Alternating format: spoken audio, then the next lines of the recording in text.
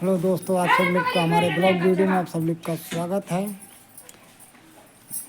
देखिए आए हम घर पे, देखिए क्या बना रही हैं सभी लोग, देखते हैं। बाद में खा लिया बना लेना। देखिए क्या बना रहे हैं सभी लोग। देख लिया मैं खुद अपने।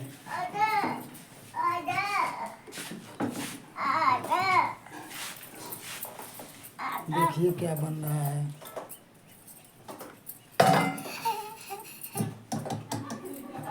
क्या बन रहा है?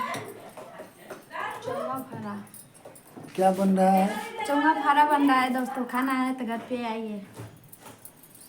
देखिए पूनम हमारी बना रही चौंगा फारा। दोस्तों देखिए सभी लोग चौंगा फारा बना रही है। दोपहरिया है।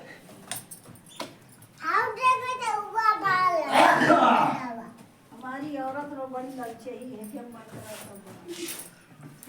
जो मन करता है बना के सभी लोग खाती है।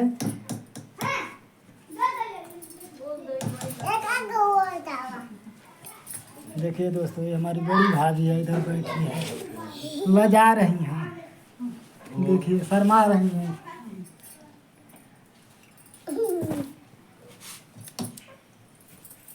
और बताइए दोस्तों क्या हाल है? अम्मा को करी कह दिया है माता जी ललचाई है तो बोलती है जल्दी बनाओ, हम अभी खाएंगे। कच्चा है, अभी कच्चा है, अभी पकेगा तो अच्छा लगेगा। अभी पकेगा तब न बटेगा।